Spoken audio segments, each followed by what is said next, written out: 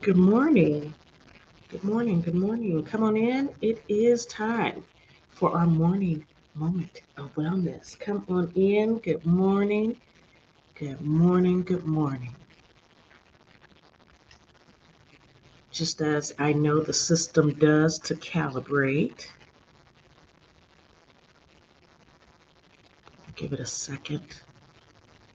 I've noticed when I end up watching the playback, there is, let's see, there's this usual fuzziness at the beginning. So it's like, there is a reason why people wait a second. Good morning. Good morning. I am Dr. Shanae of SP Consulting Group, here again with our morning moment of wellness. And I am your licensed psychotherapist as well as your organizational development psychologist, where I focus on all things work life balance. And truly, my most recent focus is on helping women that are high impact leaders in their own space who are dealing with stress and burnout to come to a place where they're able to release stress in order to then turn it around to get rest, to get peace, and be able to really show up in places that they hadn't been because stress sort of blunted their impact. Okay, so we are here today for our morning moment of wellness, and we are taking our next step in our HBR's Guide to Beating Burnout, where we're recognizing the sign, making sustainable change, and my son is not feeling well. What's up, baby?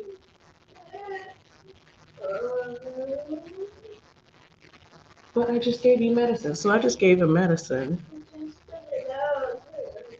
Okay, you're supposed to be laying down.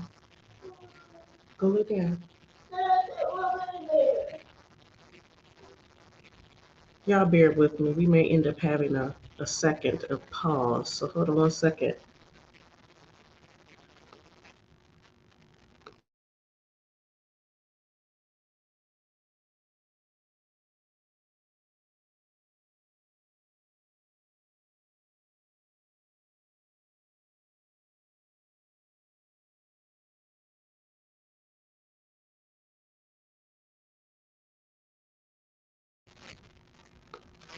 All right, so we're back.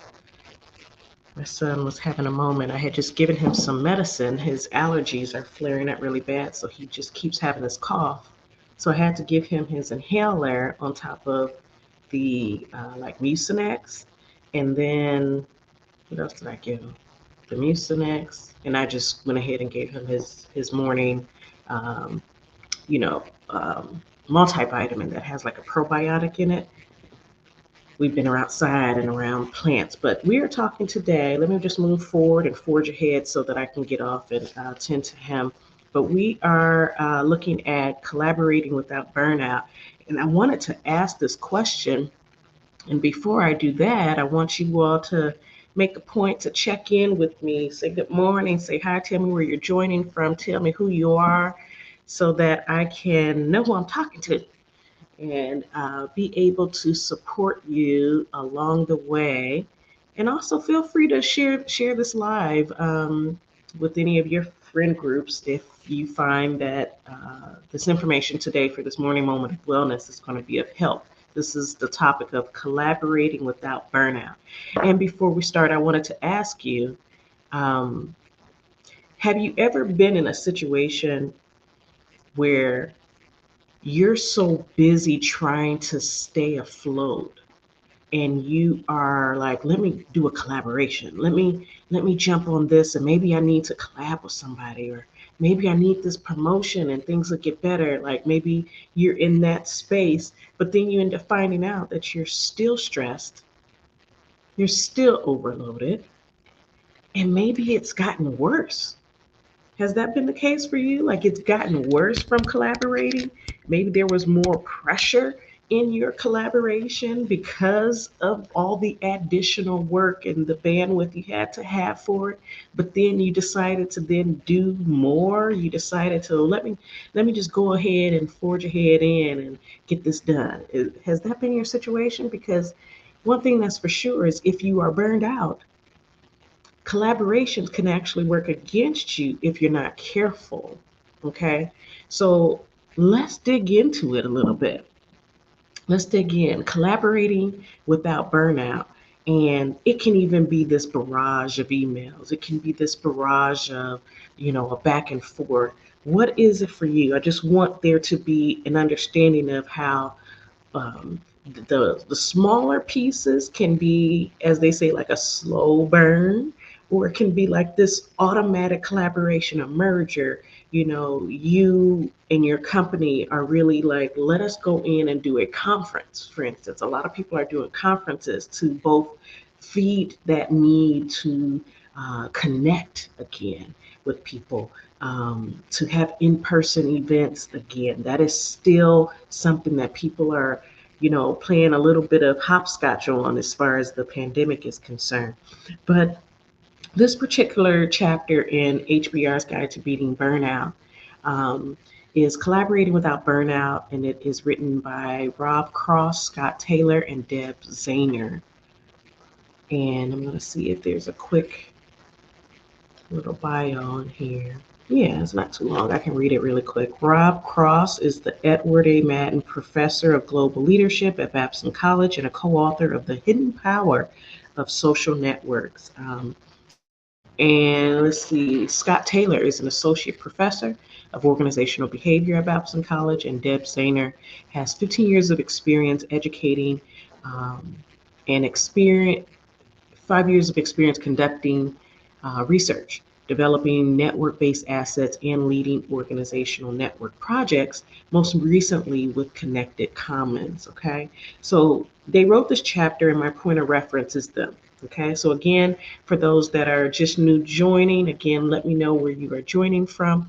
We are going to talk about the hidden mistakes that you may find in collaborating, depending on where your bandwidth is, and how it can ultimately work against you if you're not careful. And I really want to say that by the end of this, you'll come away with a greater understanding of ways in which you can know the difference when it is a good time to collaborate, when it is time to sort of scale it back and really manage your output. Okay. And so there might be even a couple of the golden nuggets. I usually, after reading through this, after highlighting a few points, a lot of things just sort of come up for me. And so, again, what are the ways that you can prevent yourself from overworking, which makes no sense? Overworking as a means of trying to get out of burnout. Like, we know this doesn't make any sense. But yet we sometimes fall into this trap because we're in this place of survival and we think that to do more is to get us out of the burnout, to get us out of this place. Okay. So again, let's jump into it. Oh, let's do our deep breathing. So let's start out with, we'll do it twice, especially because I'm crunched for time this morning. Okay. So let's take a deep breath in, hold, and release.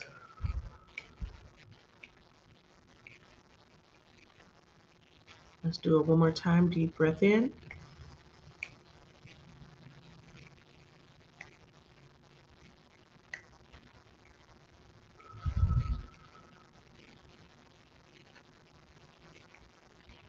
all right, again, let's re energize and be open to hear and open to see how what we are doing compares to our present situation. Again, this is really the point of it, to really be able to dispel some myths, to clarify how you can get out of this pattern of mistakenly pulling in more as a means of releasing. releasing the stress, releasing the burnout. Like what we need to do is be very strategic, okay? So the example that was provided in here was basically an organization becoming global and what that meant for new structure, the complexities of, systems redesign and, all of those things, communication, the feedback loops, the implementation planning, and all of that. And so it said that according to research conducted by Connected Commons, and you guys can look that up, most managers, that may include you, spend 85% or more of their work time on emails and meetings, on the phone, and in like on demand type of activities like jumping on a call, jumping in a meeting that wasn't expected. Um, and it has essentially pushed them to a point of doing 50% over in duties and actions and assignments than in previous decades.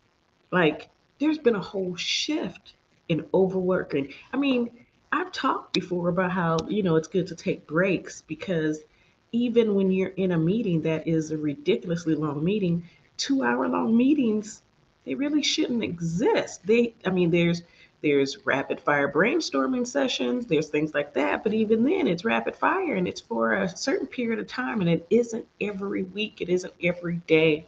You know, think about that. We're talking about collaborating without burnout. Okay.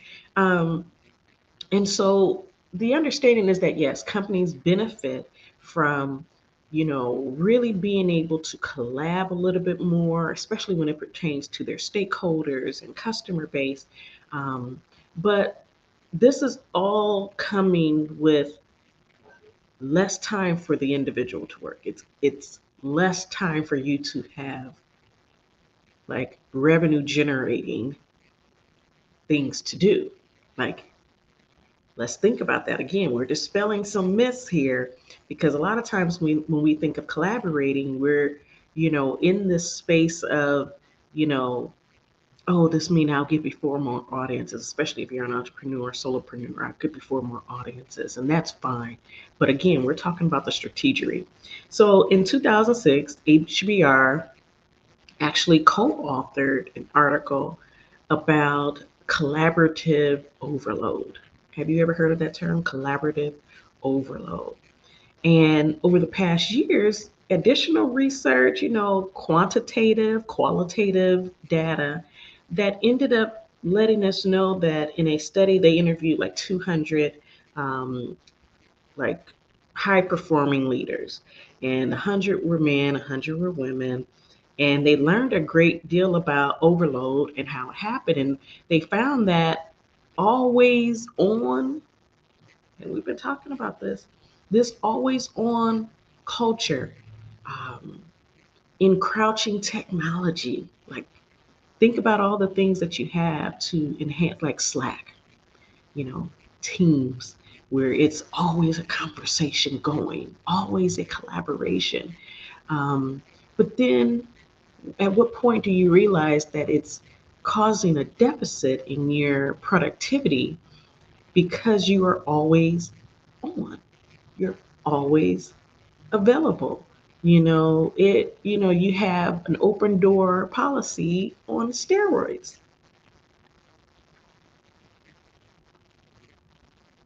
So the greatest thing that we can think of is how do we deal with this? And we can probably put three categories, okay? Three categories as how we're going to uncover and identify the best practices. And that is our beliefs, you know, understanding why we take on so much.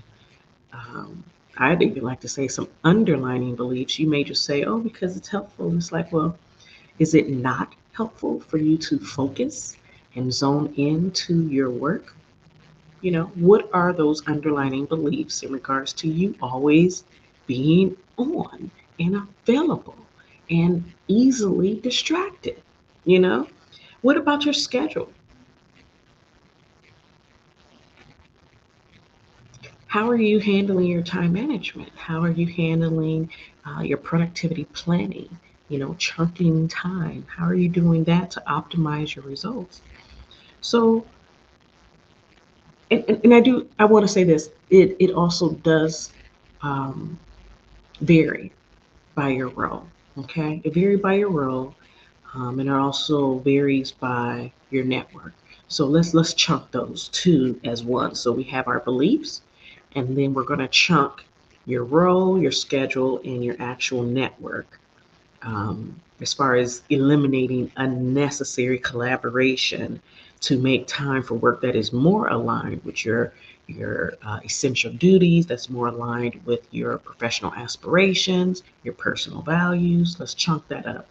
And then we're going to talk about behavior, essentially ensuring that necessary or your desire to collaborate and get that energy is productive, and it's as productive as possible, because not all, and I do want to give the disclaimer, not all of the recommendations fit your situation, right? But this is to serve as an instruction manual of sorts, maybe even a blueprint, a roadmap to how you can begin to look at this. So let's see. Two types of overload. We have the collaborative overload that I said generally occurs over time, and then there's the slow burn. Which one is it? Um, and digging into why we take on too much. And essentially, how do we eliminate unnecessary movement? How do we eliminate unnecessary movement in order for us to zone in to being more productive? And I want to give an example of this, of each of these. So I gave the examples of the types of overload, the slow burn, like always having these meetings. The meetings go overboard, like over the time that is necessary. There is no agenda. It's just everywhere, everyone getting their thoughts out in whatever pace, time, and clarity that they get their message out. Um, Having this robust technology available to us to help us with communication. I use Slack. So, for example, you're using Slack, and there's all of these, hashtags, different situations, conversations going on. And while that can be nice, how is that interfering? I want you to pay attention to that. And how is that interfering and adding to your overload? The next one is, why are we taking on so much? I mean, do you have a craving for more that is unsatiable? Like you cannot satisfy that hunger. And where does it come from? Does it come from a place of passion? Then we just need to monitor ourselves. Does it come from this place of um, low self efficacy, meaning you're not as aware and clear on your role and how you show up in a space? What is that? What is that, right? So you want to even say, and looking at that, does my overload end up working out in my favor now and in the long run? Because you can tell anybody any day that the more that you do, the more that you show up. And let me even speak to my entrepreneurs for a second.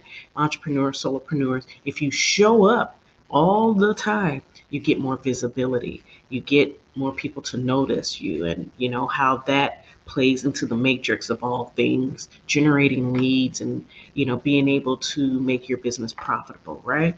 Okay, but when I said is it benefiting now and in the future, is how much of that overloaded presence, that overloaded tapping in versus controlled, scheduled, these are my days to show up. These are my days to be open for question and answers, really guiding your audience in a way that works for you for the long run, is also understanding that if you don't do that, you can become overwhelmed, burned out, and even a lot of times in that burnout, you lose the passion that once drove you to even start the business, that even drove you to for one, sacrifice your time by if you are still in your 9 to 5 and having this business, or what drove you to leave your 9 to 5, in order to focus in on your business.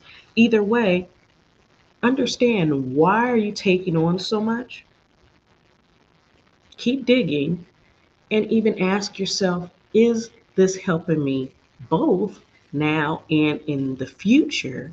And don't get to the point of being so prideful that you don't understand at this point.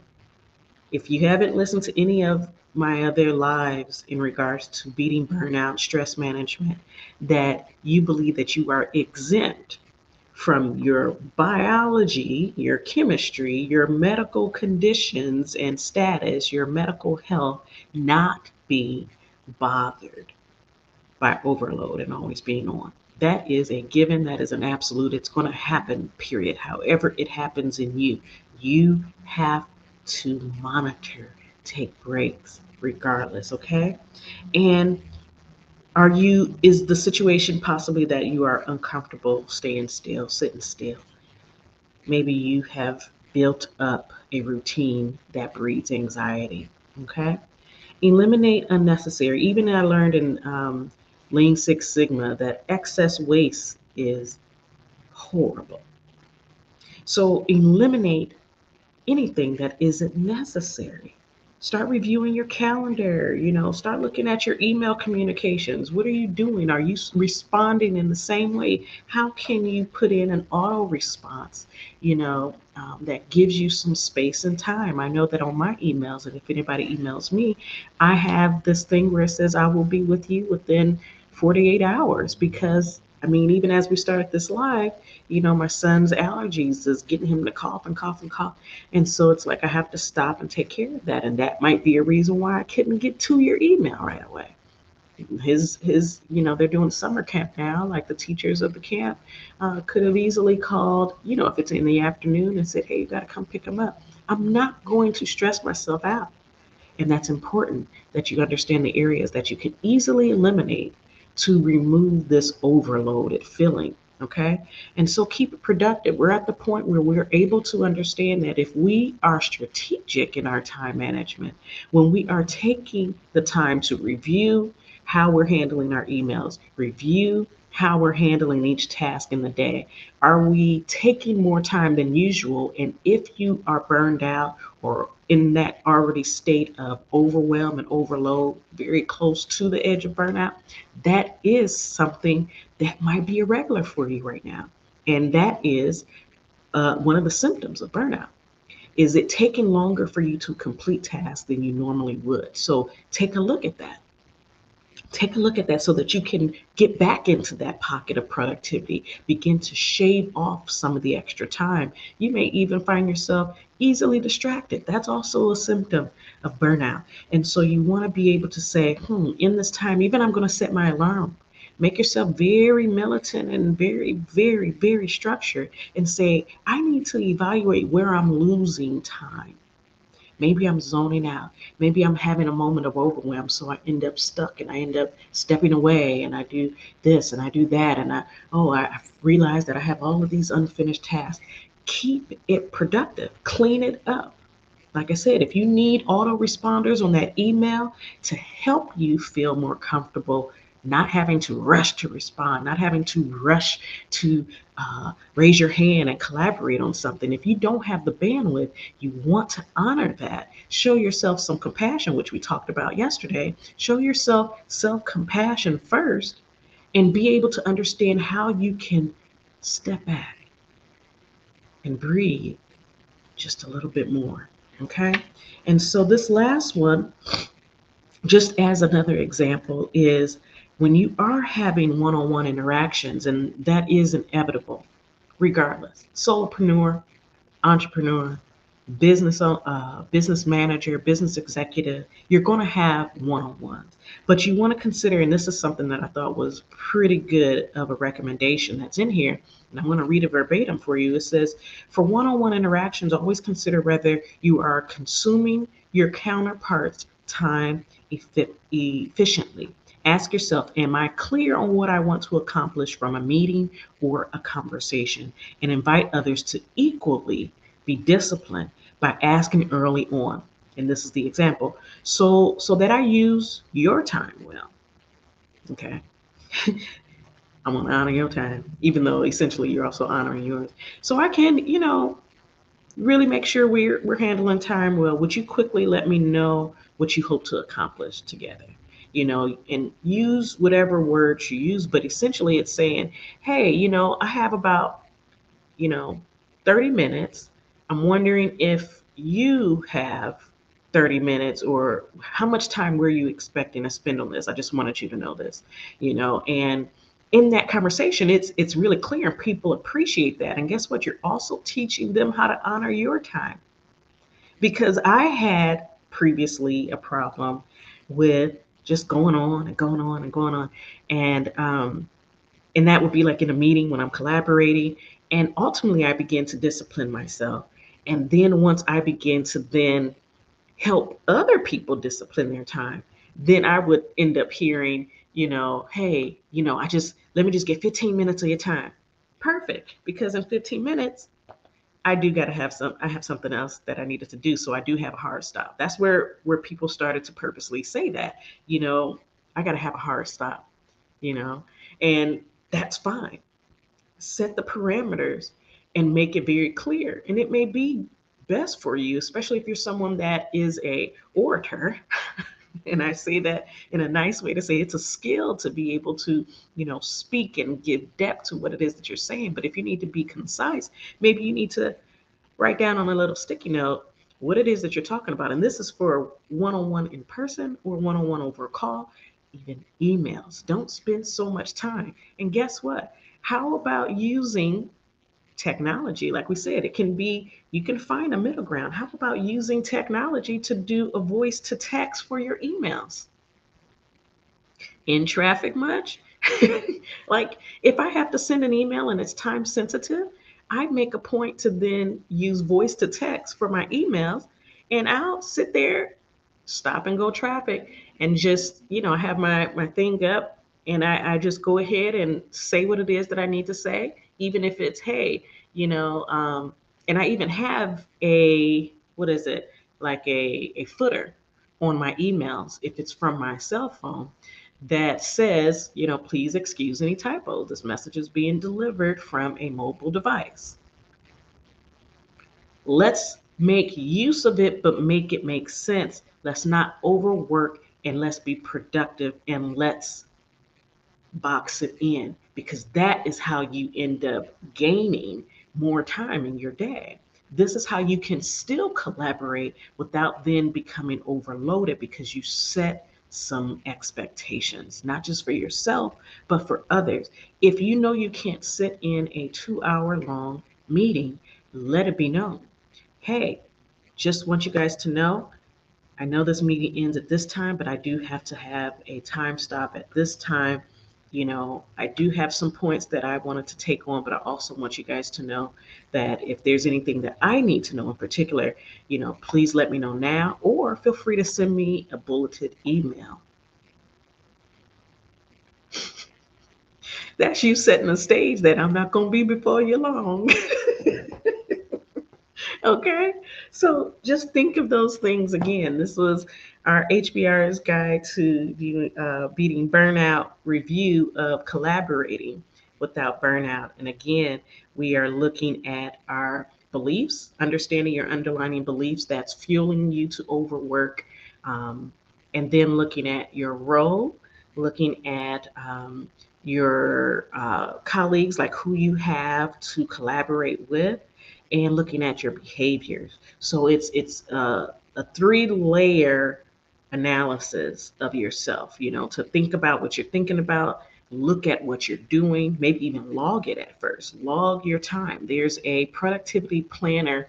I wish I had it right here to show you, but there's this productivity planner I found online, and it is amazing, and it helps you chunk your time and monitor, hey, if you projected that this particular assignment was only, or this particular meeting, this particular collaboration was only going to take 2 hours, like it's a brainstorming session. Y'all got lunch, y'all got breaks, y'all got all of this stuff going on, but it is in fact 2 hours and you do have to stay there. Then within that time, did you go over? Did it go over into 2.5 hours? Did it go into 3 hours? And you're like, shoot, I got all this other stuff that I got to do. Like, monitor where you're losing time. Monitor how you are being very straight to the point, strategic. You do the niceties, but you get your bullet points crossed off when you are collaborating and meeting with others. Okay. So I am so grateful that you guys joined me today. I really, really, really, really appreciate you guys. Um, Definitely feel free to share this. The playback is going to be there as always. We are going to be back next week. I wasn't sure if I was going to come back next week because I'm launching my new online course next week. But it just so happens that what we're going to talk about next week is so on point with the type of training we're doing. So let me tell you guys, I'll post it. But for next week, we're talking about it goes into section 2 of this review of burnout, which of course is recognizing the signs, making sustainable change, and then re-engaging into our work with a little less stress. We're talking about bouncing back. How do we get our mojo back? So we're going to be talking about, let's see if you can see this, beating burnout. And then this is going to be my favorite. And y'all going to know why when you see it. This one is the 5 steps for women to combat burnout. What?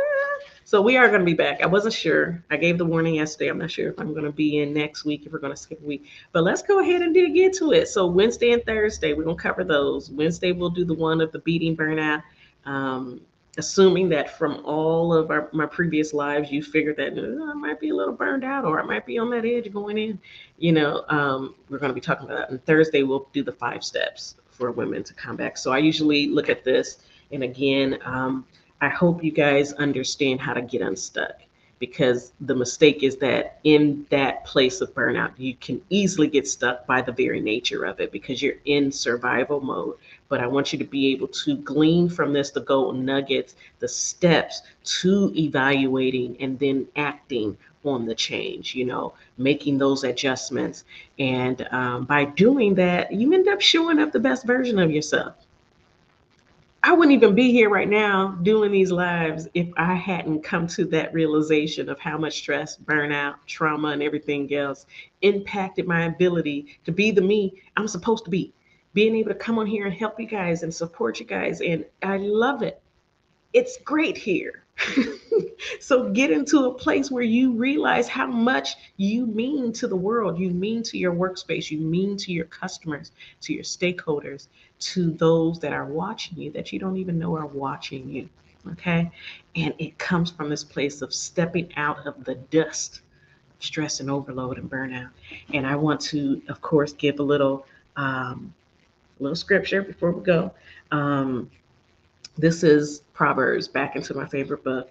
And this is just a little encouragement slash way that you can look at things moving forward to keep you motivated. And it's the 16th chapter, and it's just the first 3 verses. It says, the preparation of the heart in man and the answer of the tongue is from the Lord. All the ways of man are clean in his own eyes, but the Lord weighs the spirit. Commit thy works unto the Lord, and thy thoughts shall be established. I read that because if you just focus on your creator, you focus on all the things that he has the power to do in your life, even breaking you out of burnout, breaking you out of these cycles that you feel in you just by your might and your strength that you aren't able to break. Go to the one who created you. People refer to him as the source, people refer to him as the universe, but just to clarify, we're going to the all powerful and the all knowing creator of the universe. He is the one, he is the source, and he is the one that can help you even experience peace in the midst of any storm that you're going through. So, again, I hope this has been helpful. And I want you guys to just check in with me, send a message in the DMs, go on to actually, as far as motivation is concerned, if you are interested, I have an ebook that is on motivating yourself to get to that place of doing the things that we've been talking about, because sometimes it's just a matter of motivation and consistency. And I have an ebook, it is free, and just go to ebook at officialspcg.com. Again, that is ebook, EBOOK, at officialspcg.com. I'm going to put that in the comments. Spread the word that this book is out there, because it might be, like I said, it might be motivation that is getting in the way of you managing all of the things, the collaborations, all of the things in your mind, all the things that are going on. Ebook at, what did I say, official spcg.com. Just go ahead there, get your copy of the ebook, and begin to work on the motivation. Realize what's in you, because that's where motivation comes from, within you.